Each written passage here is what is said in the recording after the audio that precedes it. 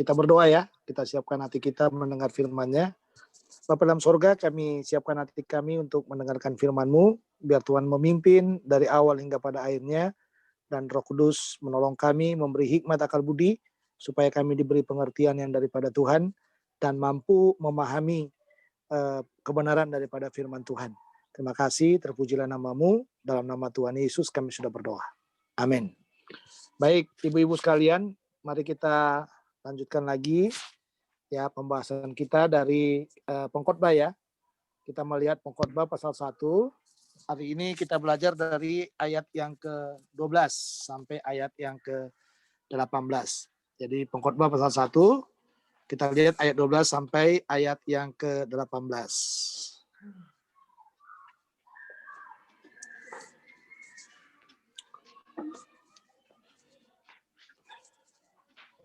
Ya, kalau sudah mendapatkan,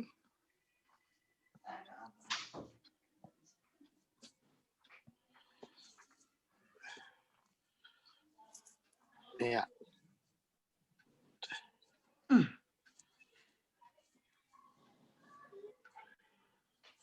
Nah, judulnya ya, judul pelajaran kita adalah di sini. Aku pengkhotbah menyelidiki dengan hikmat. Jadi kalau diterjemahkan itu ke dalam bahasa pengkhotbah ini diterjemahkan begini, aku Kohelet menyelidiki dengan hikmat. Ya, jadi aku Kohelet menyelidiki dengan hikmat. Nah, kita baca ya, ibu-ibu, pengkhotbah pasal 1 ayat 12 sampai 18. Aku pengkhotbah adalah raja atas Israel di Yerusalem. Nah, ini kemarin sudah kita bahas ya.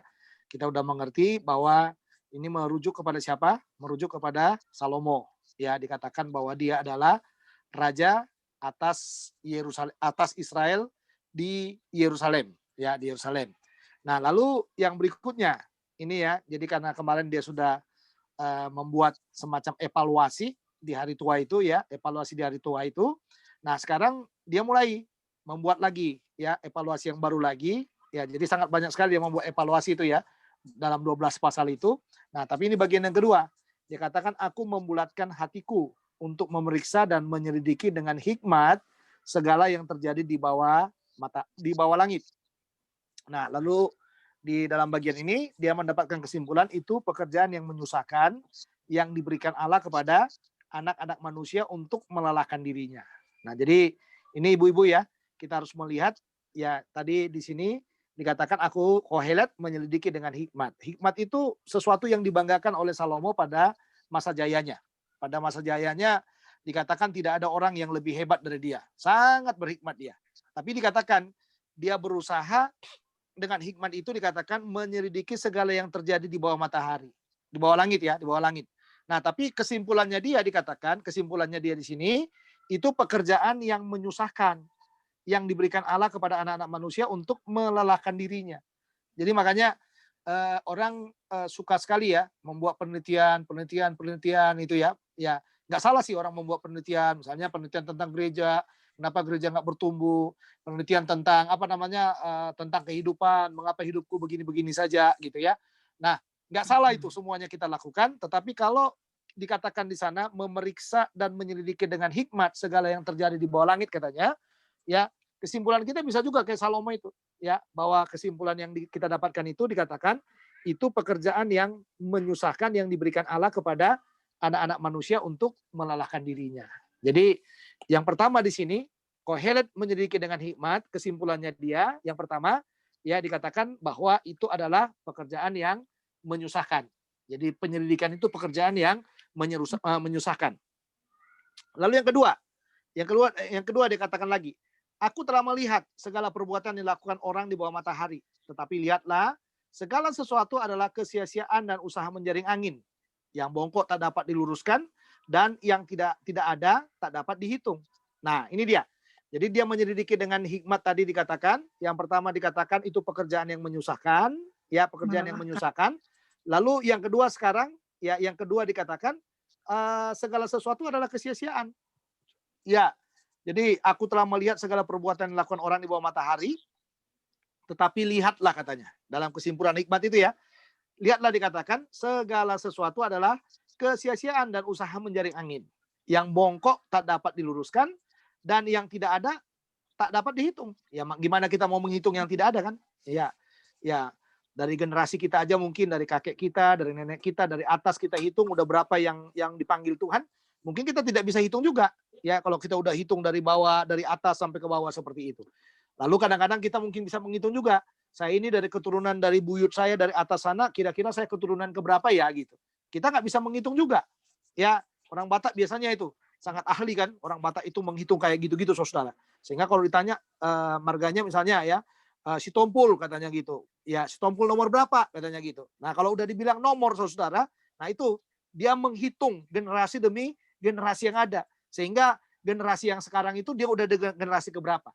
Ya misalnya dari Tobing katanya gitu. Tobing keberapa katanya gitu. Jadi Tobing keberapa supaya apa? Supaya dia tahu aku manggil apa? Manggil tante kah? Manggil kakak kah? Manggil adik kah? Ya atau manggil ipar kah atau apa gitu loh. Nah, tapi lihat di sini. Dikatakan bahwa apapun yang kita lakukan ya dalam hal-hal seperti itu dikatakan yang bongkok tak dapat diluruskan dan yang tidak ada tak dapat dihitung. Ujung-ujungnya kesimpulannya ya. Jadi kesimpulan yang pertama penyelidikan dengan hikmat itu yang pertama tadi di sana dikatakan pekerjaan yang menyusahkan, yang kedua adalah kesia-siaan, lalu yang ketiga ini saudara. Yang ketiga, aku berkata dalam hati, lihatlah aku telah memperbesar dan menambah hikmat lebih daripada semua orang yang memerintah atas Yerusalem sebelum aku. Dan hatiku telah memperoleh banyak hikmat dan pengetahuan. Nah ini kembali lagi hikmat tadi itu ya. Nah lalu ayat 17-18, aku telah membulatkan hatiku untuk memahami hikmat dan pengetahuan, kebodohan dan kebebalan. Tetapi aku menyadari bahwa hal ini pun adalah usaha menjaring angin. Ya, karena di dalam banyak hikmat ada banyak susah hati, dan siapa memperbanyak pengetahuan memperbanyak kesedihan. Nah, jadi di sini bisa kita simpulkan ya, semakin orang pintar, semakin orang hebat, kesimpulan daripada si pengkhotbah ini luar biasa di sini. Ya, dikatakan dia di sini, dia katakan bahwa itu semuanya adalah usaha menjaring hati, menjaring angin. Ya, karena kesimpulannya dia apa? Semakin banyak hikmat, semakin banyak susah hati. Ya, dan semakin dan siapa memperbanyak pengetahuan memperbanyak kesedihan. Ya, saya nggak bisa membayangkan ya. Salomo itu juga waktu dia begitu berhikmat, memang hikmatnya dia luar biasa gitu loh.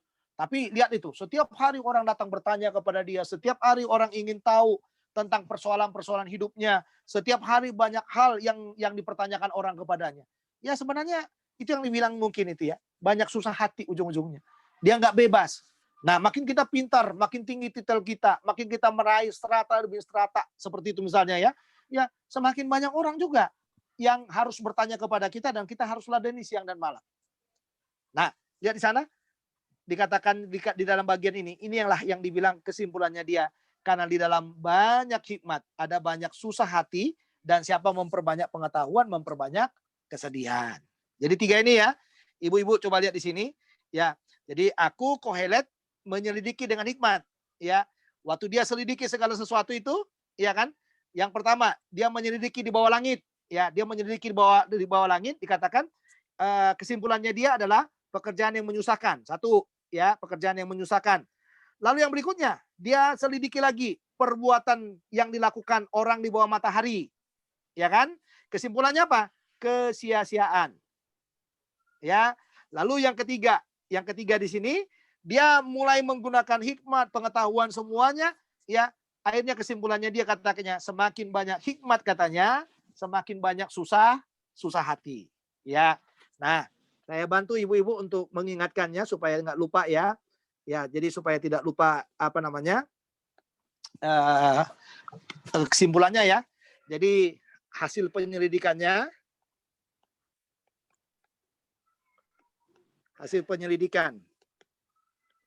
dengan hikmat tadi ya, dengan hikmat. Ya. Yang pertama penyelidikannya apa? Penyelidikan di bawah langit.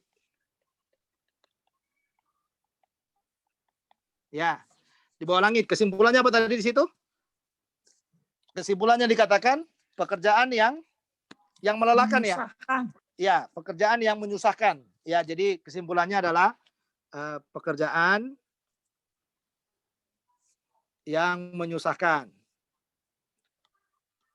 Ya, menyusahkan. Lalu yang kedua, dia teliti lagi apa? Perbuatan apa? Perbuatan manusia ya, atau pekerjaan manusia kalau nggak salah ya. Pekerjaan manusia tadi. Manusia. Hah? Perbuatan juga. Ya, perbuatan manusia. Perbuatan Manusia. manusia. Ya. Hasilnya apa? Kesia-siaan. Kesimpulannya dia, kesia-siaan. Kesia-siaan. Ya. Ya, lalu dia selidiki apa lagi, saudara? Yang ketiga tadi, apa yang diselidiki lagi dengan hikmat itu? Dengan hikmat di sini ya. Apa yang dia selidiki? Yang ketiga tadi masih ingat? Hah? Apa Bu Keti? Memahami hikmat dan pengetahuan, kebodohan dan kebebalan. Iya. Semakin banyak hikmat. Iya, jadi dia perdalam hikmat ya. Semakin banyak susah hati. Ya. Perdalam hikmat, ini istilahnya ya. Perdalam hikmat. Ternyata kesimpulannya apa? Susah hati. Susah hati. Nah, ini kesimpulannya. Inilah kesimpulan dari siapa? Dari Salomo ya. Dari sang Kohelet itu ya. Kohelet yang sedang menyelidiki segala sesuatu dengan hikmat ya. Dia selidiki di bawah langit ya, dikatakan pekerjaan yang menyusahkan. Lalu dia selidiki perbuatan manusia, dia simpulkan kesia-siaan. Lalu yang berikutnya, dia perdalam hikmat lagi. Ya, makanya dibilang, aku ini melebihi semua orang di Yerusalem sebelum aku, katanya gitu. Ya, ternyata kesimpulannya semakin berhikmat semakin susah hati. Makanya dibilang kesia-siaan. Nah, kalau gitu kita yang jadi pembacanya ini kira-kira apakah kita jadi frustasi? Nah, ini saudara ya. Apakah kita nggak butuh hikmat lagi? Ya butuh hikmat. Siapa yang nggak butuh hikmat? Semua orang butuh hikmat. Bahkan dalam menjalani hidup ini pun kita harus dengan hikmat. Nah, ternyata Salomo itu waktu dia tua, dia simpulkan seperti ini sebenarnya. Ya kan? Nah, apakah kita tidak memerlukan hikmat lagi? Ya, kita memerlukan hikmat. Kenapa Salomo sampai mengatakan seperti ini? Nah, jawabannya ada di Kolose pasal 3. Mari kita lihat Alkitab kita. Ya, jawabannya ada di Kolose pasal yang ketiga. Ya. Jadi jawabannya ada di Kolose pasal 3 ayat 16 dan ayat 17. Ya. Jadi mari kita lihat ya. Jawabannya adalah di Kolose pasal 3 ayat 16 sampai 17. Nah, ini yang kita mau lihat sekarang ya. Jadi supaya kita tidak mengatakan kesia-siaan. Salomo memang mengatakan sia-sia ujung-ujungnya gitu loh. Nah, tapi kenapa itu jadi sia-sia, saudara? Nah, lihat di sana, kita baca ya. Kolose pasal 3 ayat 16. Hendaklah perkataan Kristus diam dengan segala kekayaannya di antara kamu. Sehingga kamu dengan segala hikmat. Nah, hikmat kan, saudara ya? Perlu kan? Perlu nggak hikmat itu? Perlu. Coba lihat di sana. Jadi hendaklah perkataan Kristus diam dengan segala kekayaannya di antara kamu, sehingga kamu dengan segala hikmat mengajar dan menegur seorang akan yang lain, dan sambil menyanyikan mazmur, puji-pujian dan nyanyian rohani, kamu mengucap syukur kepada Allah di dalam hatimu. Jadi supaya hikmat itu tidak menjadi sia-sia dalam hidup kita, hikmat itu ya supaya tidak jadi sia-sia, itu harus didasarkan kepada apa? Perkataan Kristus. Ya, perkataan Kristus dikatakan bagaimana, saudara? Diam ya, perkataan Kristus diam ya dengan segala dengan apa dikatakan tadi? Hendaklah perkataan Kristus diam dengan segala kekayaannya. Ya, jadi perkataan Kristus diam dengan segala kekayaannya. Nah, ini ibu-ibu.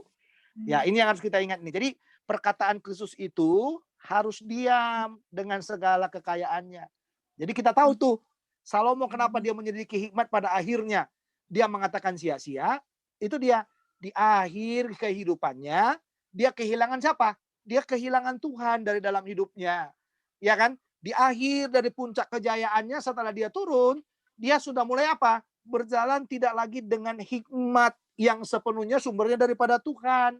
Jadi hikmat yang semuanya sumbernya daripada Tuhan itu dasarnya adalah perkataan Kristus, ya, perkataan Kristus yang diam dengan segala kekayaannya di dalam hidup kita. Ya, karena ternyata dikatakan di situ ayat 16 tadi ya, sehingga kamu dengan segala hikmat. Jadi kalau perkataan Kristus itu tinggal di dalam hidup kita, dikatakan dengan segala hikmat, ternyata kita bisa apa? Mengajar, apalagi menegur seorang akan yang lain, bahkan dikatakan apa? Nyanyi, saudara. Jadi kalau perkataan Kristus itu diam dengan segala hikmat dengan segala kekayaannya, berarti apa? Hikmat di sini, ya, hikmat dikatakan kita bisa gunakan untuk apa? Menegur, ya, menegur. Apalagi mengajar. Apalagi saudara? Setelah dikatakan mengajar lagi, apalagi dikatakan sana? Memuji. Ya, memuji. Lalu yang berikutnya apa lagi? Bersyukur. Wih, mantap nggak? Mantap sekali, Ibu-ibu. Ya, mantap sekali. Ya, jadi tapi dasarnya perkataan Kristus. Supaya apa? Supaya hikmat di sini kita bisa pakai untuk apa? Menegur, mengajar, memuji, bersyukur. Nah, ini dia bersyukur. Iya, jadi perkataan Kristus ya, ibu-ibu ingat baik-baik itu. Jadi hikmat itu menyelidiki apapun tidak akan menjadi sia-sia. Kalau apa? Kalau didasarkan kepada perkataan Kristus yang diam dengan segala kekayaannya. Nggak mungkin dong kita bilang hidup ini sia-sia. Nggak mungkin dong kita katakan bahwa ini pekerjaan yang sia-sia. Tapi Salomo itu air hidupnya kehilangan siapa? Kehilangan Tuhan dari dalam hidupnya. Dia ditinggalkan Tuhan dari dalam hidupnya. Makanya kesimpulan dari penelitiannya dia, ya kan, sebagai Kohelet, sebagai orang yang merenungkan hidupnya itu, dia melihat bahwa memang kalau hikmat itu tidak didasarkan kepada perkataan Kristus, itu akan menjadi apa? Pekerjaan yang sia-sia, usaha menjaring angin, dan menjadi apa? Kesedihan. Betul? Kesedihan. Maaf ini ibu-ibu ya, saya nggak usah sebut nama, tapi ada teman Facebook saya, ya, teman Facebook saya yang mungkin dia motivator, tapi sebagai motivator juga saya setuju juga kadang-kadang statementnya dia, semangatnya dia saya setuju, saudara. Tapi saya melihat itu ada ada semacam sesuatu yang bagi saya yang berbahaya buat dia. Ya, dia memang orang Kristen, dia di gereja tertentu dengan pendeta tertentu, ya. Ya, saya tidak usah menyebut namanya juga, ya. Tetapi saudara, saya mau berkata kepada saudara, suatu ketika dia akan bisa seperti Salomo, akan bisa menjadi jemu. Kenapa saya katakan bisa menjadi jemu? Karena apa? Targetnya itu loh. Pokoknya tahun ini katanya, webinarnya harus 700 topik gitu. Bayangin saudara, dia mau membuat 700 topik webinar selama setahun ini. Ya kan? Pokoknya webinarnya 700 topik. Harus disampaikan setiap bulan. Dia memang lewat Facebook ya, selalu lewat Facebook. Dia nggak lewat YouTube gitu ya. Nah, tapi kalau tidak hati-hati saudara, kalau tidak hati-hati, itu kan hikmat itu ya, pengetahuan yang sedang dia sampaikan. Yang memotivasi kita, mendorong kita. Saya kadang-kadang senang juga mendengarnya. Ya, tetapi saya melihat target-target yang dia buat, itu target-target yang akhirnya nanti, suatu ketika dia bisa berkata kepada seperti Salomo ini, kelelahan dan kesia-siaan. Ya, jelas ya ibu-ibu ya. Jadi kita harus membuat supaya tidak menjadi lelah, biarlah perkataan Kristus. Apa itu perkataan Kristus? Ya firman-Nya dengan segala kekayaannya katanya. Tinggal di dalam hati kita. Amin. Ya kan? Tinggal di dalam hati kita. Supaya apa? Supaya perkataan Kristus itu membuat kita jadi orang yang berhikmat. Dengan hikmat dari perkataan Kristus itu, kita dimampukan untuk menegur, mengajar, memuji, dan terakhir adalah bersyukur. Oke. Ini saya kalau baca pengkhotbah itu saudara kadang-kadang saya kebingungan itu. Apa sih rahasianya gitu. Tapi dengan hikmat Tuhan saya berdoa lagi. Ini kenapa nih? Tuhan gitu ya. Dapat tuh jawabannya di sini. Ternyata jawabannya di sini. Ya, dapat jawabannya di sini. Nah, yang kedua, mari kita lihat yang kedua ya. Mari kita lihat yang kedua. Jadi ini yang pertama ya, ibu-ibu ya. Mari kita lihat yang kedua sekarang. Jawaban yang kedua dalam ayat 17. Ya, ayat 17 itu dikatakan apa? Dan segala sesuatu yang kamu lakukan dengan perkataan dan perbuatan, lakukanlah semuanya itu dalam apa? Dalam nama Tuhan Yesus. Ya. Jadi ini kerjakan segala sesuatu ya dalam nama Tuhan Yesus. Ayo, sang Kohelet tadi, apakah dia menyelidiki segala sesuatu dalam nama Tuhan? Tidak. Dia hanya mau apa? Mengungkapkan kelelahannya. Ya kan? Dia hanya mau mengungkapkan kelelahannya. Jadi makanya di sini kerjakan segala sesuatu dalam nama Tuhan Yesus. Tapi diingatkan, waktu kerja itu katanya, supaya nggak sia-sia itu, ya kan? Dia bilang kan sia-sia. Pekerjaan yang melelahkan, dia bilang tadi kan, menyedihkan katanya gitu. Nah, supaya nggak menjadi sia-sia, dia jawab apa di sana, saudara? Ya,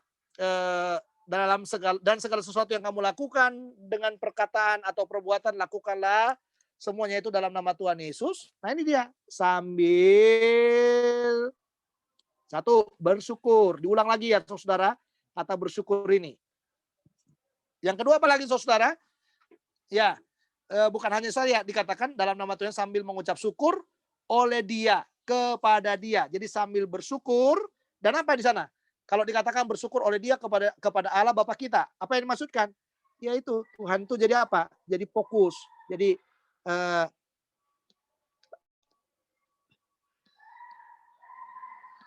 bisa kita lihat Allah itu harus jadi apa?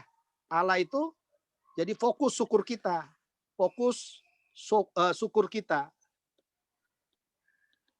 Nah, ini dia. Jadi kalau udah sampai di sini, saya rasa nggak ada lagi yang menyedihkan.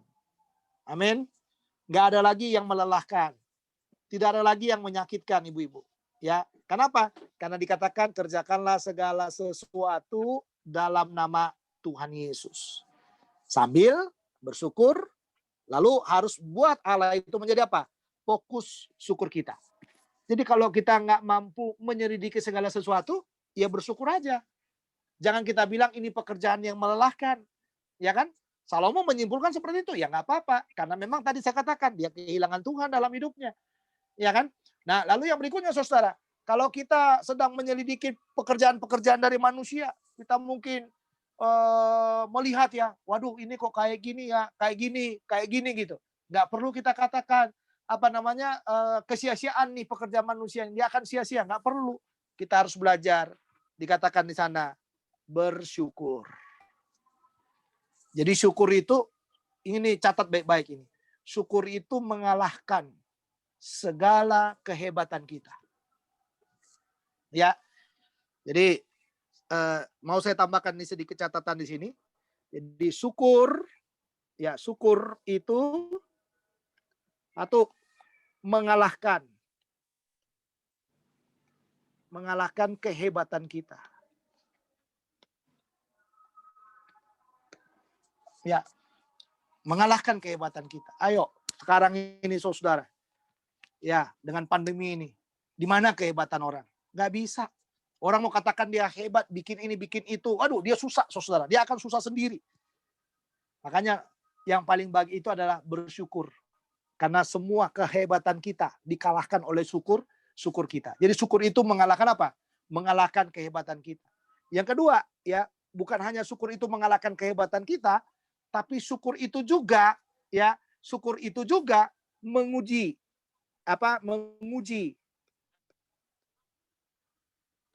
penyerahan kita. Penyerahan kita. Jadi kalau kita mampu bersyukur, berarti kita orang yang berserah. Makanya saya menggunakan kata menguji. Menguji penyerahan kita.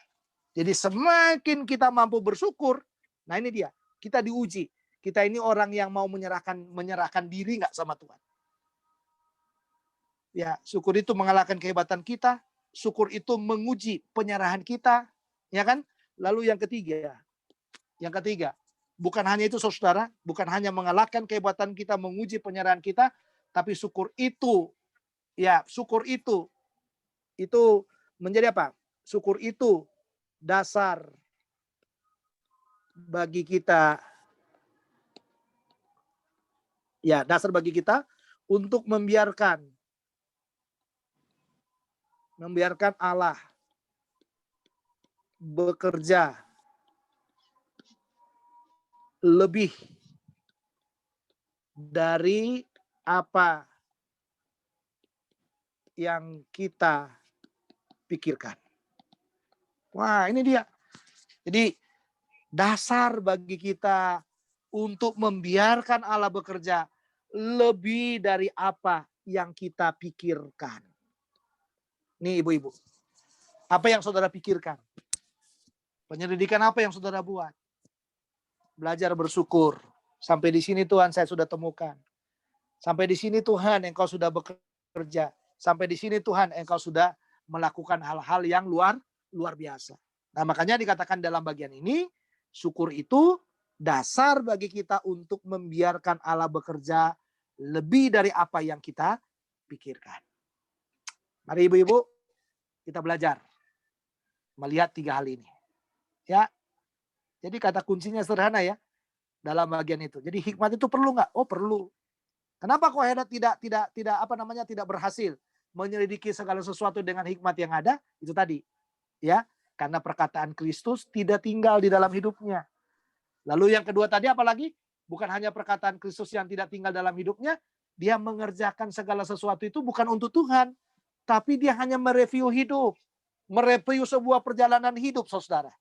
Ya, tapi kita perlu membuat perkataan Kristus itu tinggal di dalam hati kita dan kita mengerjakan segala sesuatu di dalam nama Tuhan Yesus. Supaya apa? Supaya kita mampu bersyukur. Ya, benar loh. Pandemi ini 2021 ini kita dilatih benar-benar bersyukur. Ya, apa yang Tuhan kasih kita makan, minum, menikmati fasilitas-fasilitas yang luar biasa. Wah, itu masih luar biasa itu, saudara. Tapi kalau saudara melihat ya banyak orang yang mulai apa? Yang mulai ada di dalam apa? Kekurangan, kelemahan, dan kadang-kadang ketidakberdayaan juga. Ya, tapi disinilah dikatakan kita dilatih, orang percaya dilatih untuk bersyukur kepada Tuhan. Berarti 2021 ini kata kunci yang harus kita buat. Lebih banyaklah bersyukur. Amin. Ya, lebih banyaklah bersyukur. Jadi syukurnya itu jangan mendit syukurnya, saudara. Ya, jadi lebih banyak bersyukur. Dalam hal apapun belajar bersyukur. Dalam susah, dalam duka, dalam ketidakmampuan, belajarlah bersyukur. Berkat melimpah, bersyukur. Berkat nggak ada, ya bersyukur.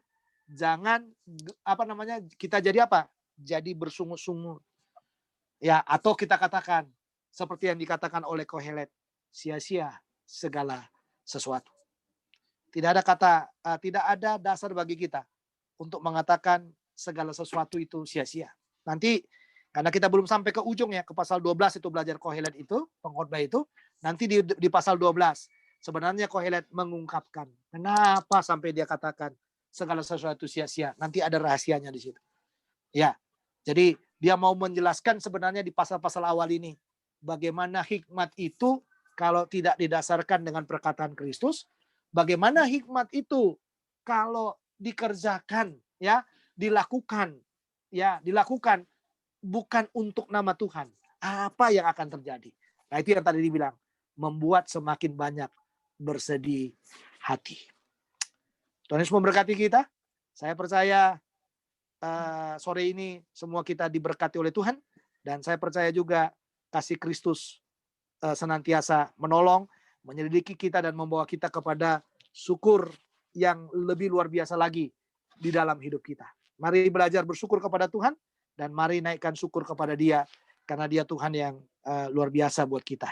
Ya, terima kasih buat sore hari ini. Tapi sebelum kita masuk ke dalam perjamuan kudus, kalau seandainya ada ibu-ibu yang mau bertanya, silakan. Saya kasih waktu untuk bertanya.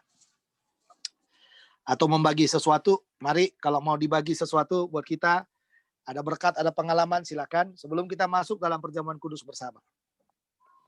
Pak, saya Pak. Ya, silakan Bu. Kalau belajar dan mendengarkan apa yang Bapak sampaikan, ya, maka yang saya dapat adalah bahwa kita ini harus bersyukur saat ini. Ya. Kita ini lebih dari Salomo yang punya Betul. hikmat. Betul. Karena apalagi tadi Bapak katakan di Kolose 3 ayat 16-17. Jadi hikmat harus berdasarkan perkataan Kristus. Kita ini kan hidup sebagai manusia baru yang sudah berlalu.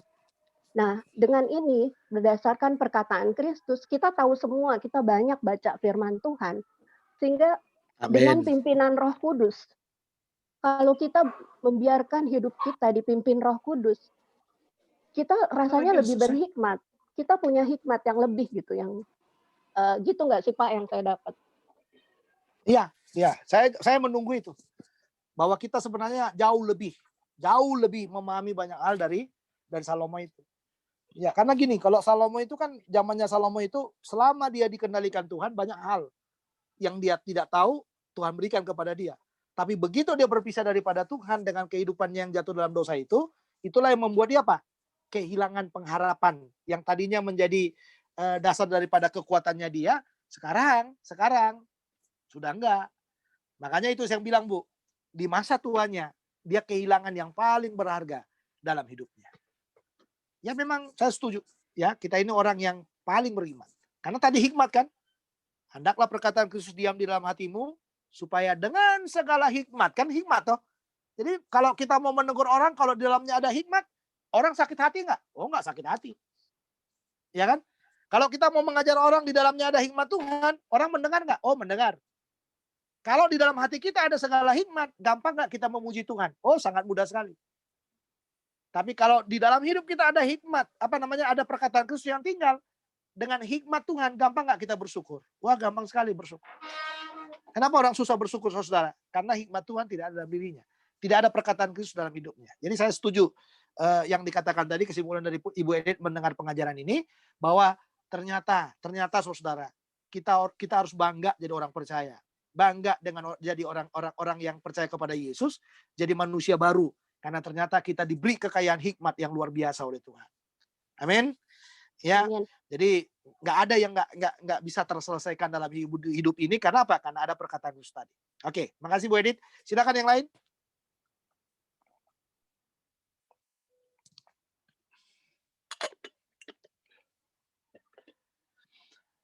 Oke, kalau tidak ada lagi, mari kita nyanyi satu lagu. Ibu Nina pimpin satu lagu sebelum kita masuk ke dalam perjamuan kudus. Silakan Bu Nina.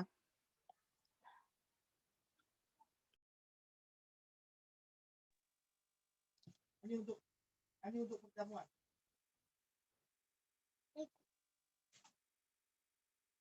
Ku telah mati dan tinggalkan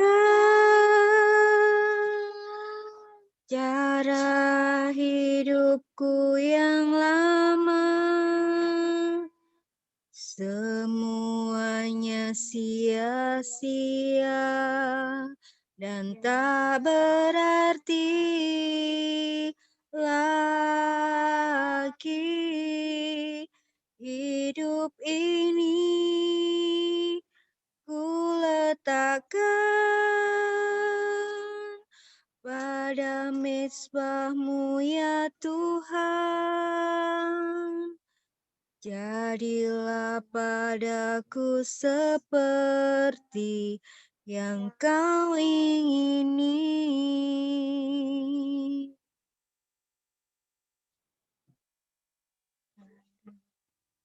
Mari kita berdoa.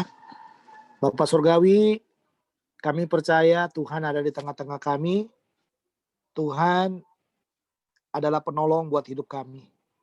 Kami berterima kasih sudah dipimpin Tuhan dari 2020 dan sekarang kami sudah masuk di dalam 2021 sebagai persekutuan yang dibina dalam konsel atau pemuritan bersama Tuhan. Kami juga di awal tahun ini menyatukan iman percaya kami untuk kami bersama-sama mengangkat roti dan cawan. Tanda kami berserah kepada Tuhan, tanda kami menyerahkan hidup kami sepenuhnya kepadamu. Itu sebabnya pimpinlah perjamuan ini dari awal hingga pada akhirnya.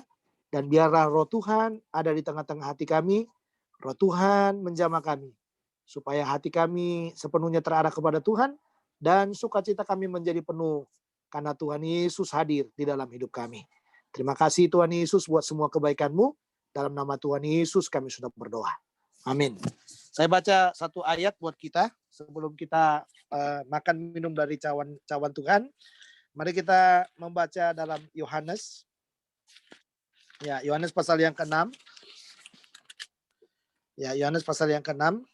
Ayat yang ke-48. Di sana dikatakan, akulah roti hidup. Nenek moyangmu telah makan mana di padang gurun dan mereka telah mati. Inilah roti yang turun dari sorga. Barang siapa makan daripadanya, ia tidak akan mati. Akulah roti hidup yang telah turun dari sorga.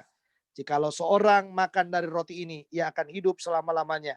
Dan roti yang kuberikan itu ialah dagingku yang akan kuberikan untuk hidup dunia.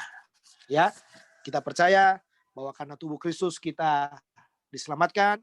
Kita percaya juga karena tubuh Kristus, karena darah Kristus, kita juga diselamatkan. Ada korban yang sempurna yang diberikan oleh Tuhan. Mari kita berdoa. Kita mengangkat roti dan cawan ini di hadirat Tuhan. Kita berdoa bersama-sama. Bapa dalam sorga, di tangan kami ada roti dan cawan. Kami percaya bahwa roti ini adalah tubuh Kristus yang telah terpecah-pecah buat kami. Dan cawan ini Tuhan adalah darah-Mu, darah perjanjian baru yang Tuhan sudah tetapkan bagi kami. Dan di dalamnya kami telah beroleh keselamatan. Terima kasih buat darah Yesus yang sudah menuntun kami kepada keselamatan itu. Sekarang, karena Engkau yang memerintahkan kepada kami untuk melakukannya. Kau yang mengatakan perbuatlah ini setiap kali kamu mengingat aku. Hari ini, bahkan di awal tahun ini, kami sangat mengingat Tuhan. Dan kami sangat memerlukan Tuhan dalam setiap kehidupan kami. Itu sebabnya kami mau dipersatukan dengan tubuh dan darah-Mu di dalam perjamuan kudus bersama ini sebagai tubuh Kristus. Biarlah roh-Mu memimpin kami sepenuhnya. Terima kasih Tuhan Yesus. Sekarang saudara-saudara angkatlah roti di tangan kanan-Mu. Dengarkanlah firman-Nya. Kemudian Ia mengambil roti, memecah-mecahkannya dan berkata kepada murid-muridnya, ambillah makanlah sebab inilah tubuhku yang dipecah-pecahkan untuk banyak orang. Apakah saudara percaya bahwa tubuh Kristus telah terpecah-pecah untuk mengampuni dosamu? Kalau engkau percaya, makanlah dari roti ini dalam nama Tuhan Yesus.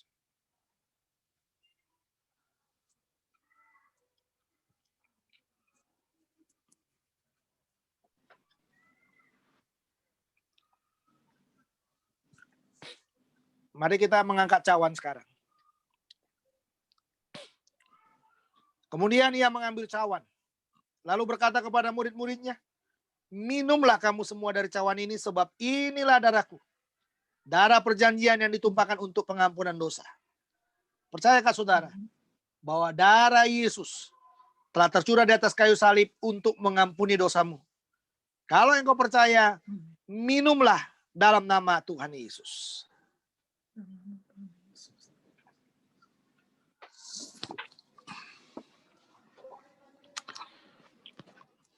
Mari berterima kasih. Berterima kasih kepada Dia, bersyukur kepada Dia. Haleluya. Haleluya Tuhan. Terima kasih Tuhan. Terima kasih Tuhan buat korban Kristus yang ada dalam hidup kami. Terima kasih buat keselamatan, anugerah keselamatan yang Kau berikan. Terima kasih buat darah Yesus yang tercurah buat hidup kami. Terima kasih buat segalanya Tuhan. Makasih buat anugerah-Mu. Terima kasih buat kekuatan yang daripada-Mu. Terima kasih Tuhan. Syukur bagimu, syukur bagimu. Kau Allah yang dahsyat, Engkau Allah yang luar biasa. Engkau yang memiliki hidup kami, segalanya bersumber daripadamu dan kembali kepadamu. Daripadamulah datang yang baik dan segala yang baik terus mengikuti perjalanan hidup kami Tuhan. Terima kasih Tuhan buat anugerah-Mu. Terima kasih Tuhan buat kekuatan yang daripadamu. Bapa dalam sorga, terima kasih buat perjamuan yang Tuhan sudah pimpin dari awal hingga pada akhirnya. Terima kasih buat firman yang boleh kami dengarkan. Kami mau berdoa sekarang, menyerahkan Ibu Sylvia ke dalam tangan kuasa-Mu. Kami minta dalam nama Tuhan Yesus, biarlah Tuhan menjamah bagian tubuh yang masih sakit Tuhan. Tuhan akan menolong, mungkin tidak berani kontrol ke rumah sakit, tapi kami percaya Tuhan Yesus, bahwa Engkau terus menjamah dia, Engkau memulihkan, Engkau memberikan sesuatu yang maksimal dalam hidupnya, sehingga Ibu Sylvia boleh mengalami kekuatan yang bersumber daripada Tuhan. Kami juga berdoa Tuhan, menyerahkan Narwastu 2021, biarlah Tuhan akan menolong program kami untuk terus setia dalam pemuritan ini, biarlah kami lakukan Tuhan.